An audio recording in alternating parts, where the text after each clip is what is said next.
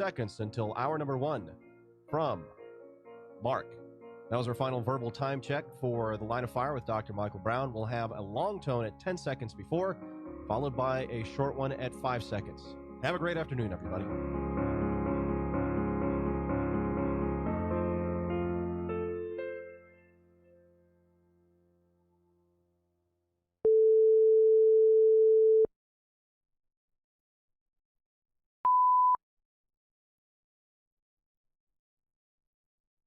Friends, I am really serious today about us getting really serious about the serious things that really matter. It's time for The Line of Fire with your host, activist, author, international speaker, and theologian, Dr. Michael Brown, your voice of moral, cultural, and spiritual revolution.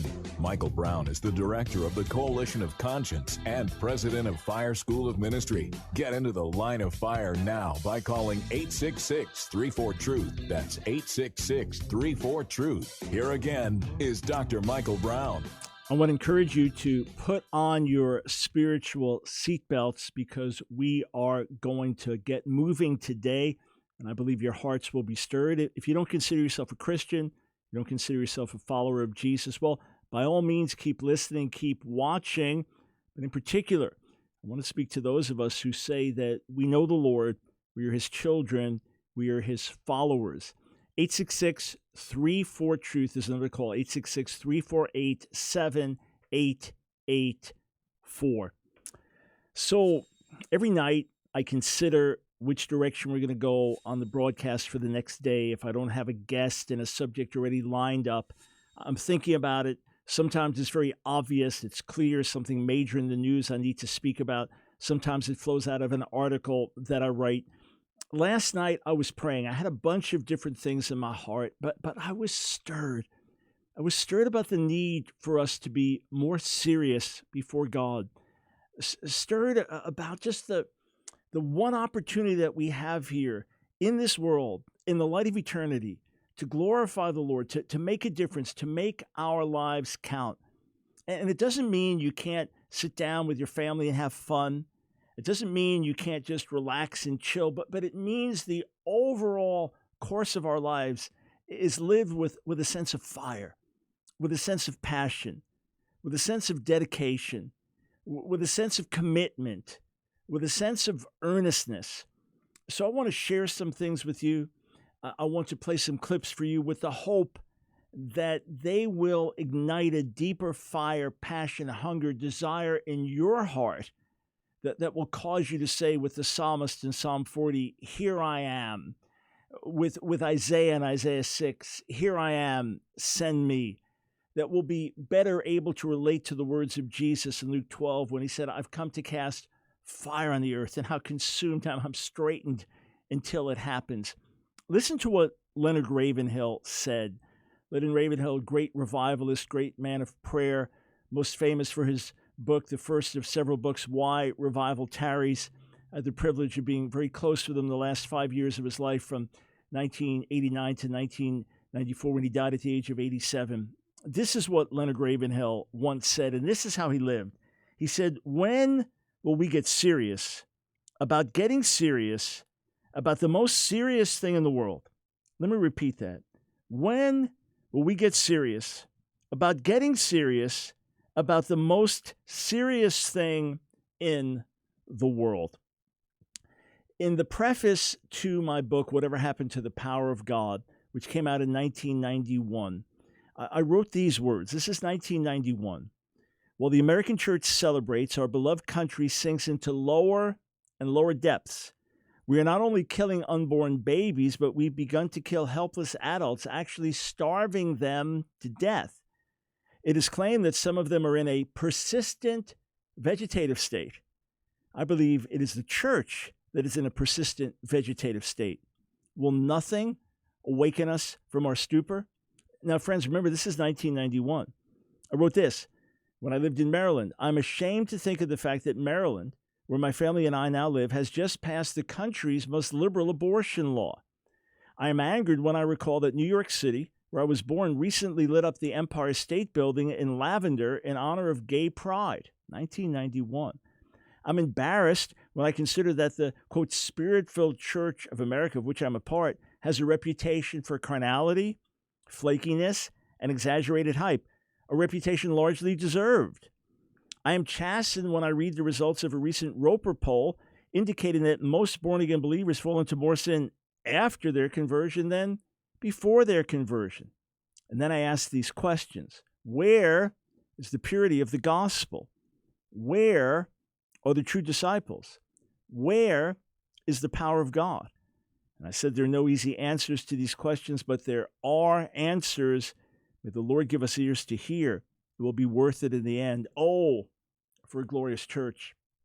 You know, some years back, my wife Nancy went through a deep personal transformation in the Lord as a believer when she determined to seek him with all of her heart and thought, all of my heart means all of my heart. And she gave the whole thrust of her life to going after God, and he met her and changed her. I've had times in my life of seeking him earnestly, but not on the level she did, and I encountered him in a deeper way, and it changed me. As believers, we should have ongoing transformation, not just day by day, week by week, year by year, that someone who hasn't seen us in years is around and say, wow, you're really different. You seem much more compassionate. Well, that's wonderful. I mean, that's how most growth and most change takes place, right? Day by day, little by little, imperceptibly. But then we need to look at our lives. We realize that the whole course of my life itself, I've left my first love, the passion, the fire, the hunger, the burden for the lost, the burden for the glory of God to be manifest, the burden to see God come and touch people, the burden for deeper intimacy with him, greater love for the word, greater love for my neighbor. It's not there. And it produces a kind of crisis. And out of that crisis, our hearts are stirred. And this pushes us to go after God. I want to play some clips for you. First, from Leonard Ravenhill, talking about eternity. He used to pray the prayer of Jonathan Edwards, who prayed, "Stamp eternity on my eyes." Maybe Ravenhill's most famous quote, this question, are the things you're living for worth Christ dying for? And he would often preach on the judgment seat of Christ and daily meditate on the fact that we will one day stand before him and give account. Listen to what Brother Len had to say. Oh God, stamp eternity on my eyeballs. But you know, if God should stamp eternity or even judgment on our eyeballs, or if you like, on the fleshy table of our hearts, I'm quite convinced we'd be a very, very different tribe of people, God's people in the world today. We live too much in time. We're too earthbound. We see as other men see. We think as other men think. We invest our time as the world invests it. We invest our money. We're supposed to be a different breed of people. I believe that the Church of Jesus Christ needs a new revelation of the majesty of God. They're all going to stand one day. Can you imagine it? At the judgment seat of Christ, to give an account for the deeds done in the body. This is what? This is the King of Kings. And he's the Judge of Judges. And it's the Tribunal of Tribunals. And there's no court of appeal after it. The verdict is final.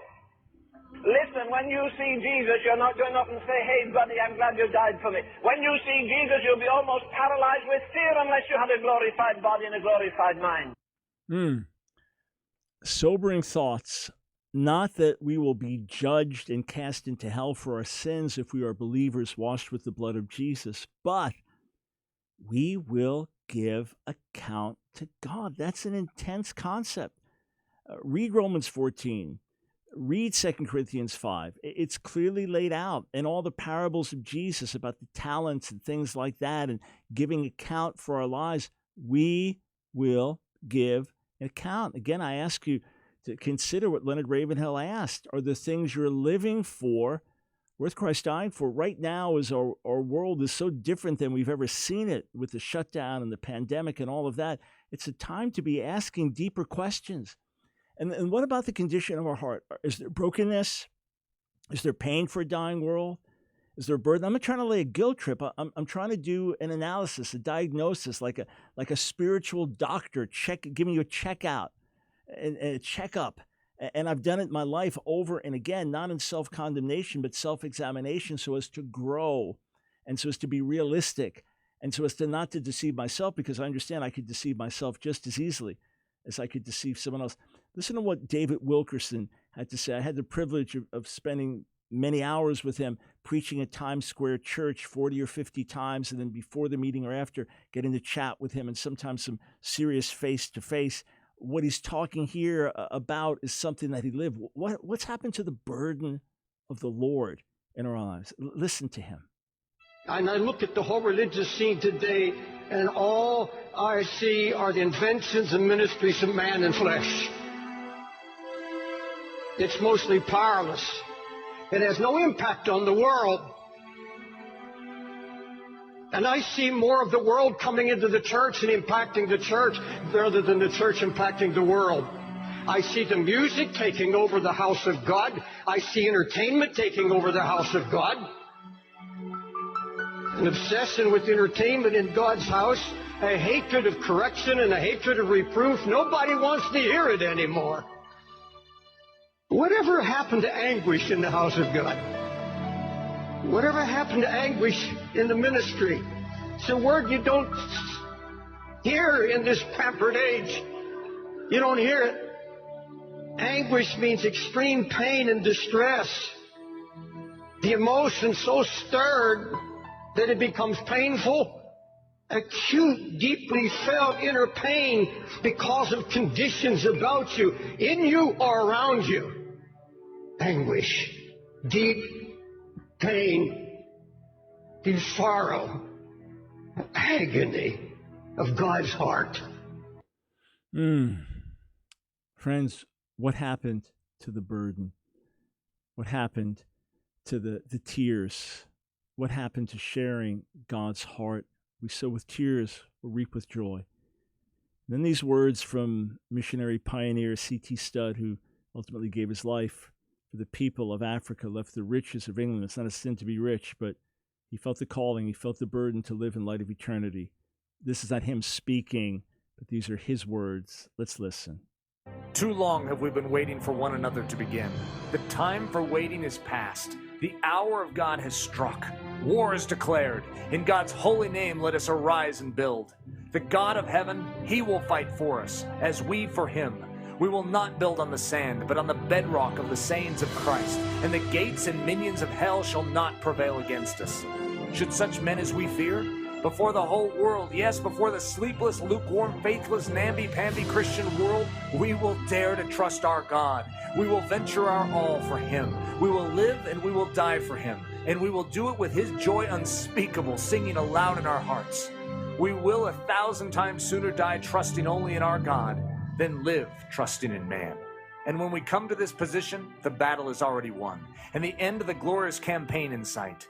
We will have the real holiness of God, not the sickly stuff of talk and dainty words and pretty thoughts. We will have a masculine holiness, one of daring faith and works for Jesus Christ. We will be right back.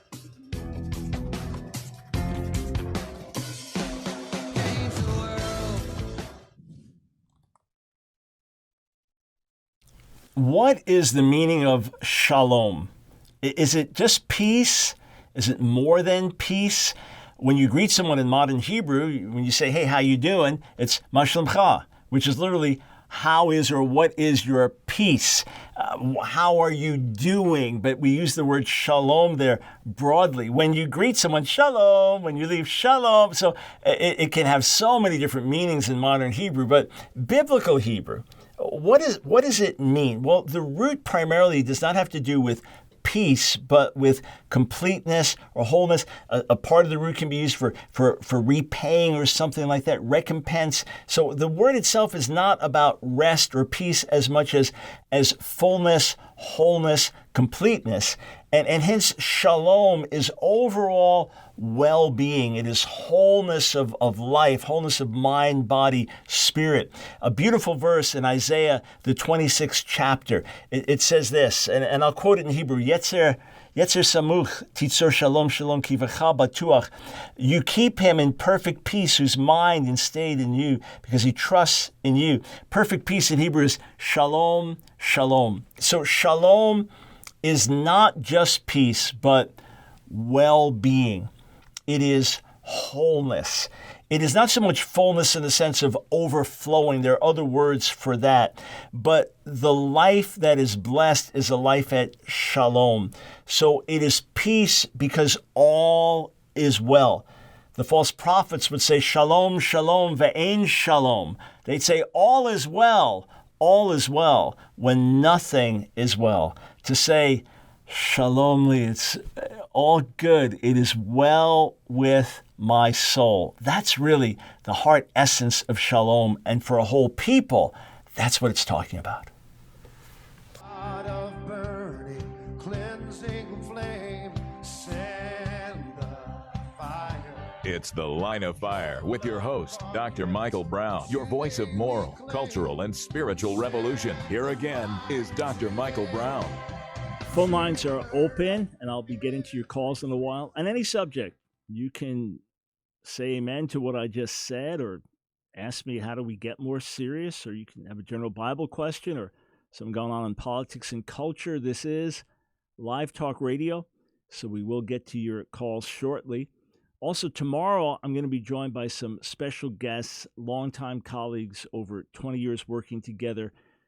They head up our missions program, and you're going to be stirred. You're going to hear some amazing, wonderful, Jesus-glorifying stories, and find out about how perhaps you could make your life count on the mission field, ways to get trained and equipped. So tomorrow's broadcast, I believe you're going to be blessed. Oh, and Thursday, I'm burning with something for Thursday, Thoroughly Jewish Thursday. So glad to be with you these hours, have them together. Again, the phone number, 866-34-TRUTH. All right, let me give you a perspective on something. It is human nature to procrastinate. It is human nature to make a commitment and not keep it. Part of the fall, all right? It's easier to oversleep than to get up early. It's easier to be lazy than disciplined. It's easier to have a sweet tooth for chocolate than a tooth for a green tooth for broccoli, whatever you want to call it. It's just human nature. So to live a holy life, to live a godly life, you have to swim against the tide. Look, it's easier to read a newspaper than to read the Bible. It's easier to chat with someone than to have quality prayer. The spiritual things require a certain exertion. So it's also human nature to deceive ourselves, to say, I'm going to change when this happens. And we really mean it. We think we really mean it, right? Oh, yeah, when I'm married, then I'm going to be more responsible. Or when we have our first child. Yeah, when you always think like that. And then you get to that next level, and, when I'm 40, I'm going to change. 30, not a 40, no, a 50. No, when I retire, it's always tomorrow. And we can be very sincere about it. We really mean it, but the fact of the matter is that we are deceiving ourselves. Now, look, if I had shared certain things with you 20 years ago, 30 years ago, if I had the insight from the Lord to share with you 40 years ago that certain things that are happening in the culture today would be happening, you would assure me, not on your watch. No. This could never happen on our watch. No, this is too far-fetched. America would never let that happen, okay? We'd say it, we'd mean it. How many of you are in a condition today, maybe physically with your weight or some other issue in your life or in debt or in some other place, and you would have guaranteed me a year ago or 5 or 10 or 20 that you'd never be in that place. You'd never let that happen. And there you are. I'm not saying this to condemn. I'm saying this to help us wake up to reality. All right, so here is a snapshot on how crazy our culture has become. But by crazy, I mean social and cultural madness. Here's a news headline from Rebel News. Judge bars lawyers for female track athletes from referring to trans competitors as male.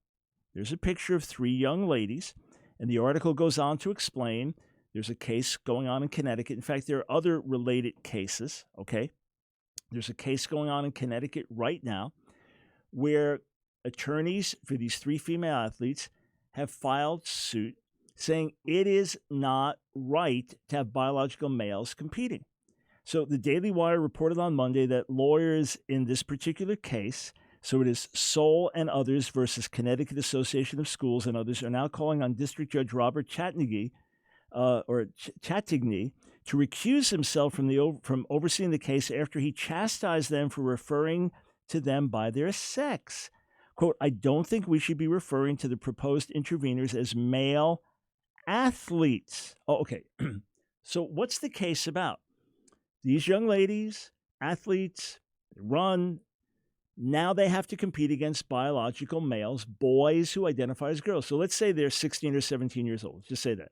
And now they're competing against a boy who's 16 or 17 and who is biologically stronger, faster, because he is a male in good shape. They're females in good shape. He's a male in good shape. All the world records for fastest running and endurance and strength, and they're held by males, okay, because men are physically, on average, bigger, stronger. So the best male weightlifter is going to be stronger than the best female weightlifter. And the best male sprinter is going to be faster than the best female sprinter. Okay, it's not a matter of intelligence or which sex is better than the other, male or female. No, it's just certain things. Men have certain strengths, women have other strengths. Okay, it's that simple. It's just, biology is not bigotry. All right, there is a reason. Check all world records. You have men's records and women's records for a reason. You have men's leagues and women's leagues. The very, very best team in the women's NBA would be crushed by the worst team in the NBA. Men versus women. You have separate golf tournaments, okay? It's all separate. Why? To be fair. So women can compete against women and men against men. To be fair. It is that simple.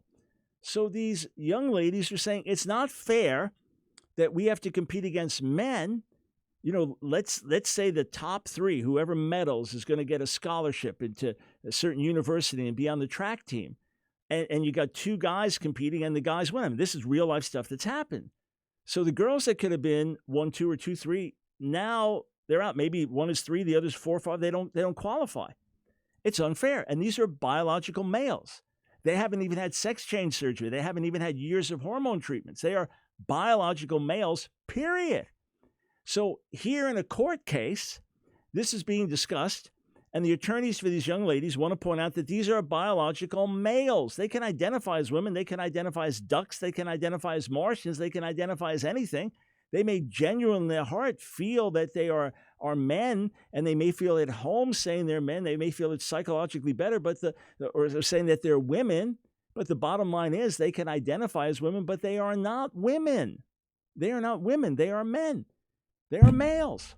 So here, the attorneys want to refer to them as males, and the judge says, you are not allowed to do that.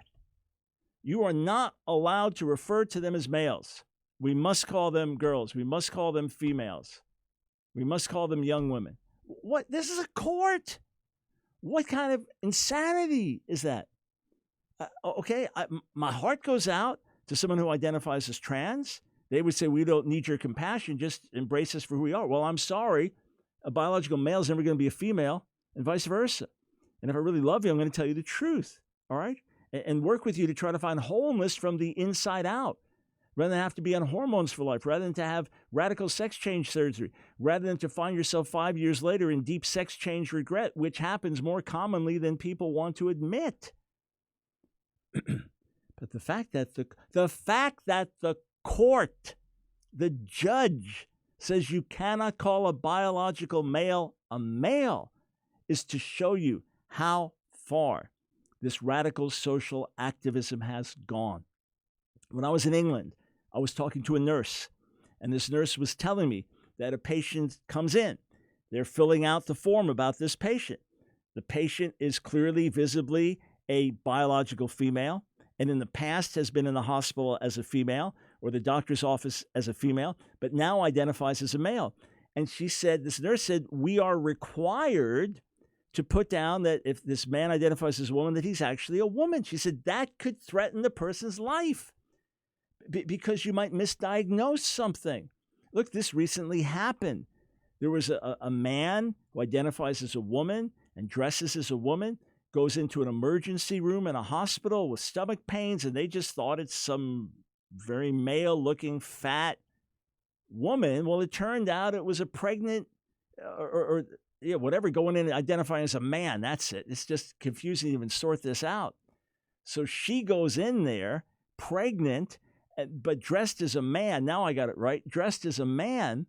And they think it's some kind of strange looking fat man and try to deal with the stomach issues. By the time they realize it's a pregnant woman, lost the baby. Look, women react to strokes differently than men. They affect the brain differently. Certain dosages, certain things you're going to prescribe is going to be different for a man versus a woman. I said, what do you do? She said, we ignore the guidelines. We don't tell the patient, but we write down what their biology is because we want to save their lives. They said, but if we're found out, we could lose our jobs. That, my friend, is social insanity. Why do I share that today? Just as another example. So we need to wake up to the fact that we're in a confused world. And if it's not this issue, it's going to be something else. It's going to be some heterosexual issue or some larger societal issue or a race issue or something else going on or opioid addiction. We got a lot of issues. This is not just the time to be kind of coasting along, merrily living our lives. It's wake up time, friends. It's a confused world. We as the salt and the light should be the ones who make a difference. We should be, as we talk about being for you on the air here, a voice of moral sanity and spiritual clarity. What I seek to do on the radio broadcast is to emulate, hopefully, what we should all do in society, and to the society be a voice of moral sanity and spiritual clarity. May God help us to wake up to reality, to get serious about being serious, let our light shine, proclaim Jesus without fear, and help a sick and a hurting world. Come on, it's our calling. All right, 866-34-TRUTH. We come back. Let's see. I'm going to James and Jason and Gideon and Jeremiah and more. So stay tuned. We'll be taking your calls next. Have you ordered your copy of When the World Stops? Have you downloaded the ebook? We finally found out we're getting the paperbacks in. All of you who pre-ordered, I think a week from tomorrow, they're supposed to be in. We'll get them signed, sent out to you immediately. Thanks for your patience. Don't forget the ebook, When the World Stops, Words of Hope, Faith, and Wisdom in the Midst of Crisis. It is on sale on Amazon. Grab it while you can.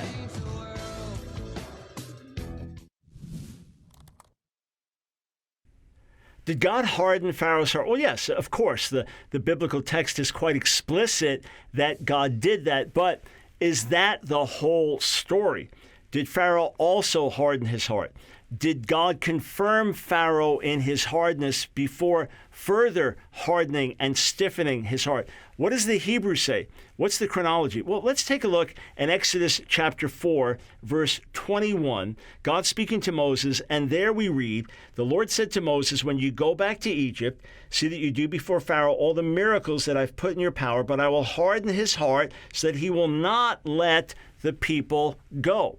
You say, well, there it tells us flat out, God will harden his heart so he won't let the people go. Okay, if we go back to the 3rd chapter, I'm looking at verse 19, look it up. You see that God tells Moses, this is the 3rd chapter, so before what we just read, God tells him, I'm sure that the king of Egypt, I'm sure that Pharaoh will not let you go. Then start reading through the account, and you'll see 1 time, 2 times, 3 times, 4 times.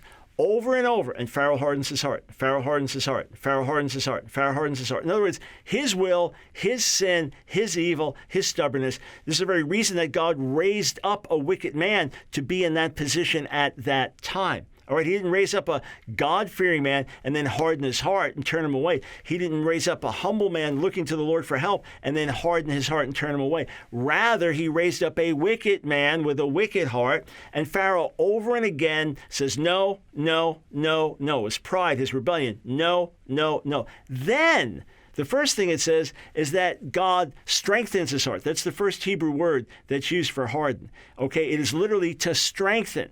So God now, as Pharaoh's reaping what he sows and God's bringing judgment on him, he's strengthening him in his own sinful resolve. And then the next one is making his heart heavy in that sense. And then the last one, he's making it harsh or hard. In other words, there is a progression. As Pharaoh sins, as Pharaoh hardens his heart, as Pharaoh says no to God, God says, all right, I'm going to confirm you in your sin. You are sinning, you're rebelling. I'm going to confirm you in your sin and rebellion. I'm going to make your heart even harder. I'm going to make it now so this is your resolve to sin. I am backing your resolve to sin. And so, again, it's not God taking someone and saying, God, help me. God, I need help. I have mercy. I want to do the right thing, but I need help. And God says, I'm going to harden you. Rather, God is, yes, he does harden. He does stiffen. He does do this to Pharaoh's heart. But number one, Pharaoh does it first. God says first that Pharaoh will do it. And number two, it is progressive, a strengthening of Hebrew in terms of what happens. This is the result of sin, and God did what was right.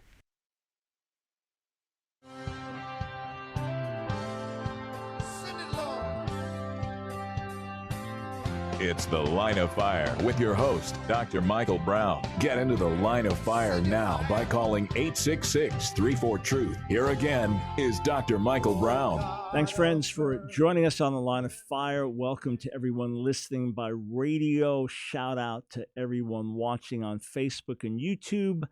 Everyone catching up a day or two later on podcasts, wherever you are taking in the broadcast. Thanks for joining us. Phone lines are wide open. 866-348-7884. I want to dive in and answer a bunch of questions that have been coming in, and we will start on Long Island with James. Welcome to The Line of Fire. Thank you, Dr. Brown, for taking my call. You bet. I have an important question. I think it's important because I don't think the church or too many scholars spent so much time on it, because when I did my research, too much did not come up. But I wanted to ask you, because you're one of my primary source of information based on your studies. So that's why I waited to talk to you. Great. The question is about Luke 22, verse 35 to 39, but we're going to focus on verse 38. Yeah. Now, what I'm understanding, Jesus was not saying, get ready, we're going to fight the Romans when they come get us. Correct. Because in verse 38, it says, so that the prophecy could be fulfilled. So what prophecy is that? My research lead me to Isaiah 53:12, when he says he was numbered with the transgressors. Yes, sir. So now I was looking to see why was the two, what is the meaning of the two swords? Now what I came to find out is that I'm not so sure, but so far I'm still doing the research, that in that time, the Jewish people could not be found with two swords. If they had two swords, it would be like a crime. One, it would be like, hey, you're going fishing, so you need your sword to, filangle your fish. But if you got two swords, it would be a crime, and that way he would be arrested. Because when we go to John 19, verse 12, the Pharisees said, if you don't arrest him, then you're not a friend of Caesar, because he marked himself as king. So am I correct in I guess interjecting that the two sword was just so the prophecy could be fulfilled, so that Jesus could be arrested? That would be a reason for him to be arrested. Because if it was just one sword, he would be like, hey, they're just like knives. James, where did you find that two swords was a crime versus one sword? What was your source for that? It's funny. I was looking at it this morning at like 4 o'clock in the morning. I couldn't sleep because I knew he was going to come in on. So, it was somebody that did a paper on it. So I went and registered through this. I think it's JSTOR.org. Okay. Yep. Where you could read different articles, and they actually have an article on it. But I don't know if for some reason it's not popping up on my phone. So I said, I'm going to buy it.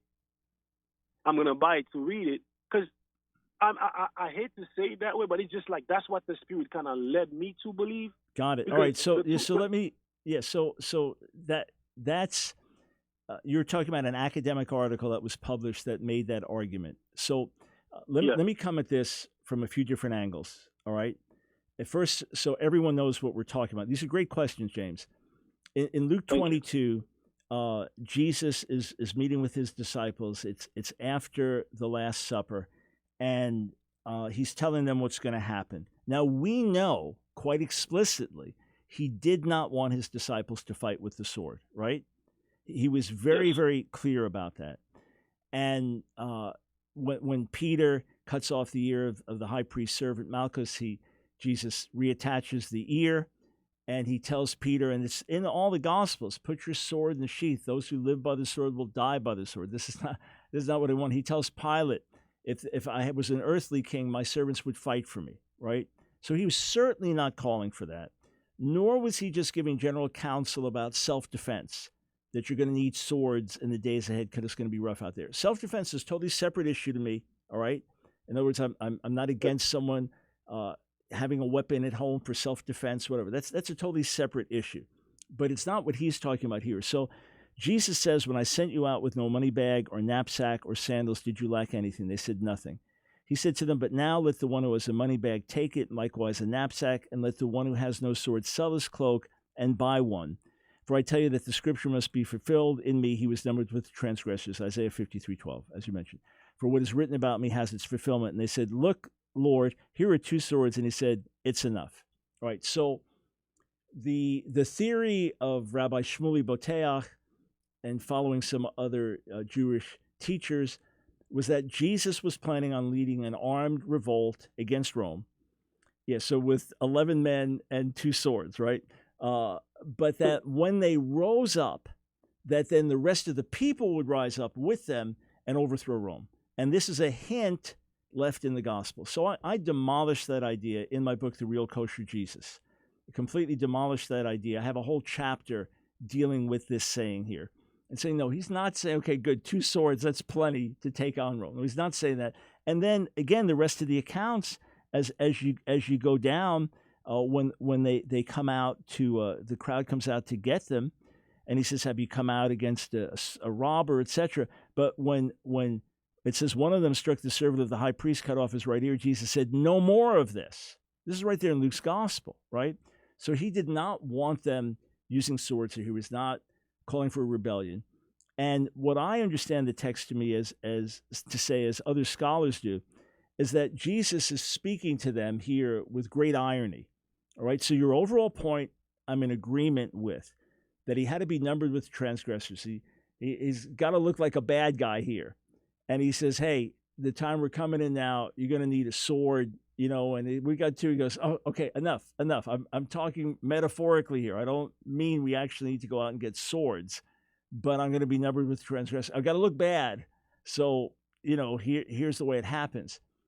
Is there evidence that having 2 swords was different than one? Not to my knowledge. That's probably why this person's written a whole article on it to argue it. In all of the commentaries that I looked at, Jewish background that I looked at when writing that relevant chapter in The Real Kosher Jesus, I never found that myself. Certainly, though, that could be an excuse to say, look, they're armed. Because it was the zealots that were known for carrying swords. So the sword did associate you with rebels, with freedom fighters, with people like that. That would associate. That's what he said. Right. So that argument we'd agree with. But Jesus is basically saying, okay, either that's enough, 2 swords is enough for me to look bad, or, okay, enough. You're taking me too seriously. I'm talking ironically here. But either way, the overall narrative now, it looks like, oh yeah, we got this guy with his armed thugs. Now, they were coming after him because he was proclaimed king, and that was a threat to the stability of Rome, okay? But your way of the statement, it is enough, meaning 2 is enough to make me look bad here, that's intriguing. But again, I've never seen it anywhere. So here's what you do. Once you look at that article, take a moment and just shoot a link to our website and just ask to get it to my attention that you're on the air with me, and I wanted to see that specific reference. And then I'll see if I can find any other scholars that have argued that. I just never found it with my own research, but there's a lot of stuff out there, and there could be some source maybe that hints at it, and this guy is trying to make that argument. So, yeah, appreciate it, and we're overall in harmony in terms of what actually happened that night. Thank you so much, Dr. Brown. You are very welcome. And look, man, we got to bring on someone from New York to remind you of the proper way to speak English. Yeah. Grew up on Long Island. Okay, 866-34-TRUTH. We go over to Mississippi. Jason, thank you for calling the Line of Fire. Yes, glad to be on. Great. Go ahead. I recently, of course, Mississippi is one of the states that's gotten a little more national attention for pressure on closures and things like that. And, many of the protests, we've had a couple in our state. We are a state that has not been as closed as others. And so we've gotten some, different, call about that. Within many of the protests, of course, there have been a lot of jokes that are we more concerned about humanity or economy?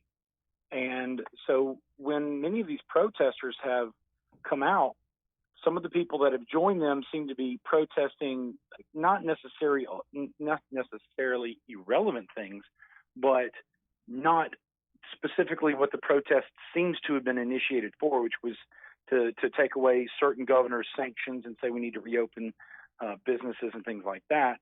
And one of the ones that stood out to me were the people who had pro-life signs. So they were going to these protests, joining with the call to reopen businesses, but they were, there to protest against abortion and being pro-life. And before COVID was even an issue, I've always wondered a little bit about this as a Christian disclaimer, when people want to say they are pro-life, and then other people go, okay, so that means you don't want abortions, and there's no allowance or even exemptions for choice. But then the same people can be discussed with, and this is not a general statement to apply to everyone who calls themselves pro-life, but many times they say that they don't have a problem with the death penalty, going to war and collateral damage there. Or then when it comes to issues of poverty, the impoverished who, can't afford things that, there are a lot of families who can't afford homes, food, and they argue against things like health care and because they cost too much. And it's like, but if you're going to be pro-life, aren't we going to be this across the board, not just for the unborn? Right. So or Jason, like all life. Here's but these current ones, the reason I want to tie it into this more specifically is those who join on reopening businesses because they argue that it's hurting the economy.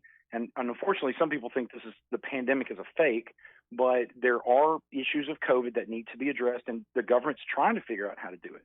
But when they join and say that they are pro-life, I'm thinking, that, as far as the principle of doing unto others, then you would want to help protect. Right. No, I understand. So let me help sort this out. Number one, I don't know, and you don't know each individual protester and what's on their mind and why they're doing what they're doing. But let me lay out a few specific things, and then I'll come back on the other side of the break. Number one, many would say it's not a matter of caring for humanity or caring for economy. They say if the economy tanks, that's going to cost more lives than the virus. So many genuinely believe that. The other thing is, the reason that many pro-lifers will agree with the death penalty is because they make a distinction between taking the life of someone who willfully took the life of someone else and thereby esteeming life versus killing an innocent person. Anyway, I'll finish on the other side of the break. Stay right there.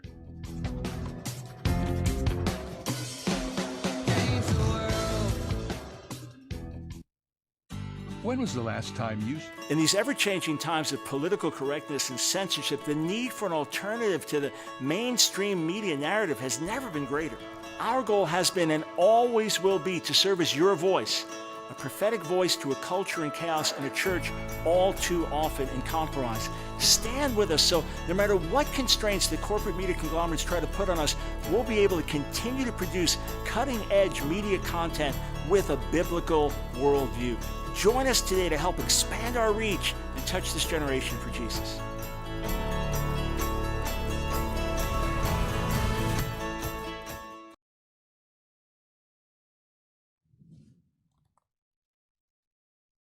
The famous Balfour Declaration. What exactly was it? Well, it was in 1917, and it was a British declaration saying that there would be a national homeland for the Jews in Palestine.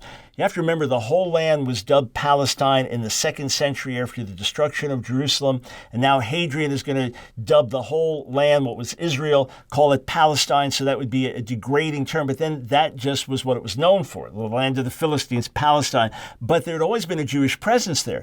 At that time, so you're talking about now the time of World War I, in the centuries previous to this was just part of the Ottoman Empire, all right? Now with shifts in World War I, and now there's colonization, and now Western powers kind of carving up the Middle East and things like that. This were some of the nation states we have today were first birthed in those ways because they were just tribal peoples living in different regions. Now things got carved out a certain way.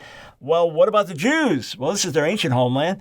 So let's look to give them a national homeland in Palestine.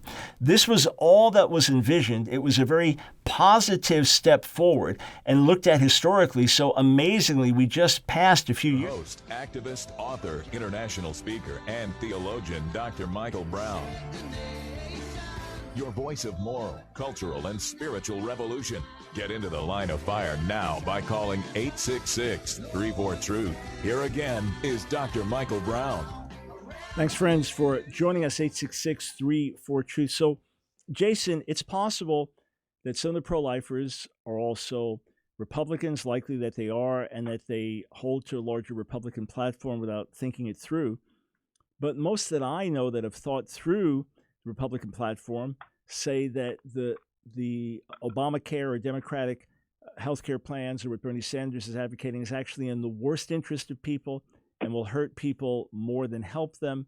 That the pro-life folks I work with are very much holistic. In other words, they are looking for what is in the best interest of people from the womb on.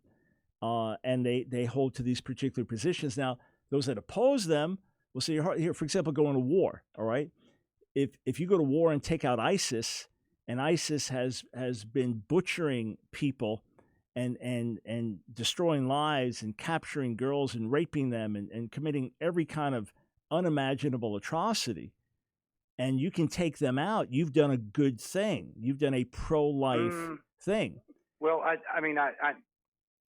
don't want us really to go to that edge because, of course, ISIS wasn't able to do those things until after our invasion. No, but Jason, here's my point. Here's my point. You asked me for a perspective, right? That's right, the perspective. I don't really want us to get into Middle Eastern, and I don't want to talk about certain politicians necessarily as far as Republican versus Democrat. No, but all right, but Jason, okay, here, I'm trying to help. You asked a question, and you mentioned healthcare, you mentioned war, you mentioned death penalty, you mentioned poverty. So I'm responding to these things, saying that's why people could be out there being pro-life. I have had economists tell me that if we don't get the economy rolling quickly, this is almost a month ago, that more lives will be lost.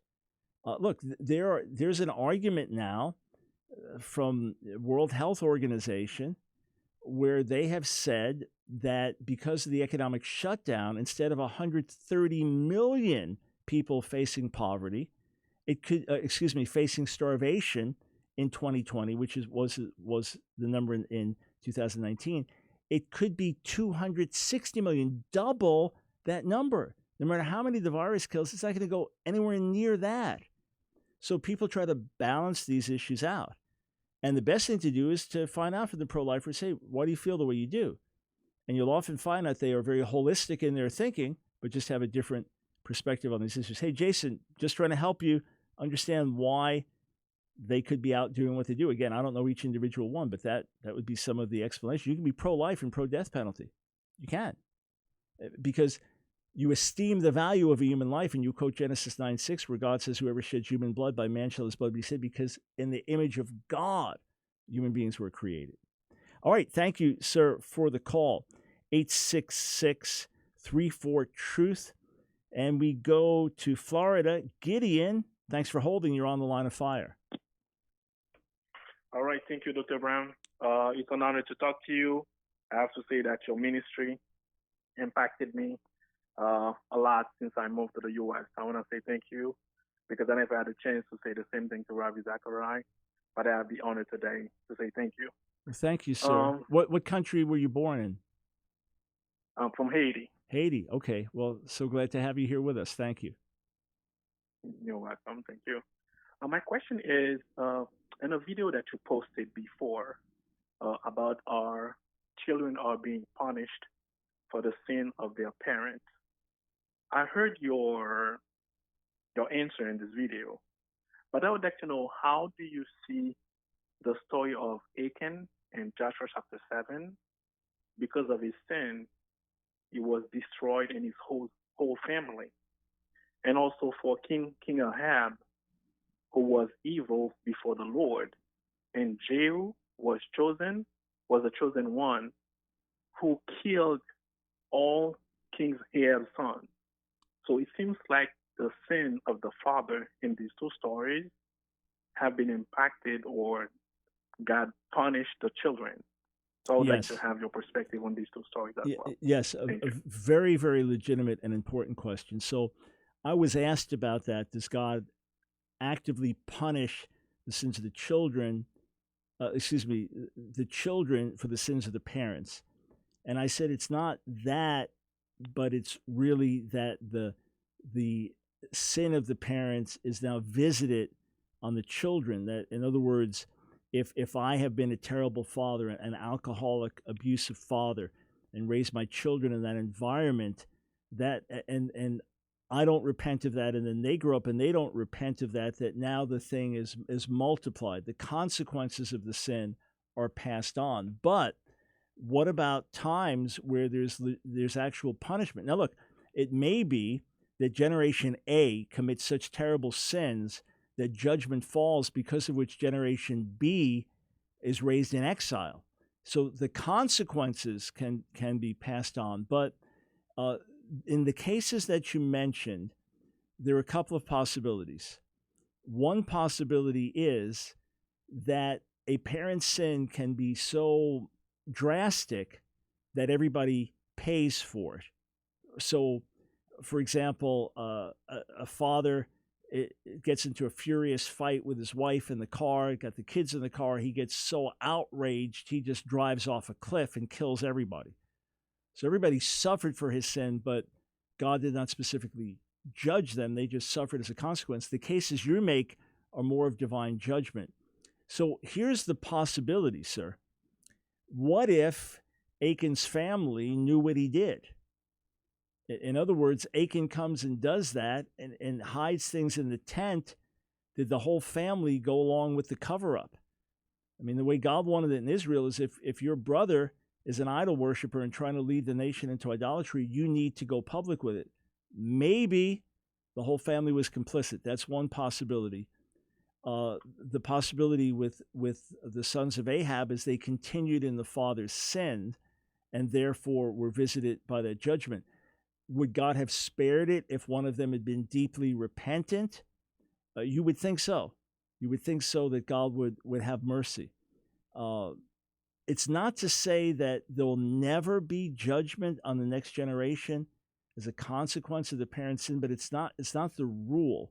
And again, Israelite law was you cannot put the sons to death for the sins of the fathers. So the consequences of the sins can be felt.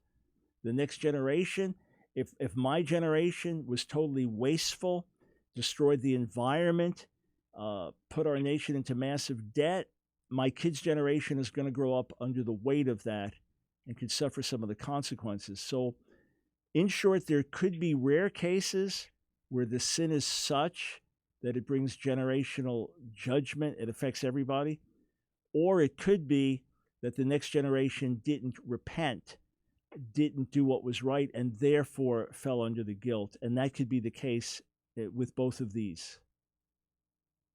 All right. Thank you so much. Thank you. And you mentioned Ravi Zacharias. In the natural, he's at the end of his life, but God can work a miracle and preserve. He's been such a great example, such a statesman and prince for so long. So may God's mercy be manifest in his body. Thank you, Gideon, for the great question and for the kind words. All right, let's see. We've got time for another question or two. Jeremiah in Texas. Thanks for calling the Line of Fire. Yes, sir.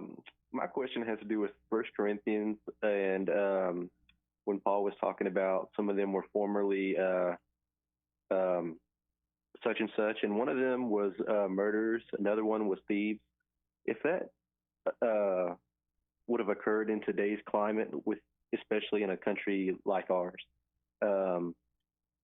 would they, in their time, as far as when I say church, would they have been viewed as protecting or hiding criminals?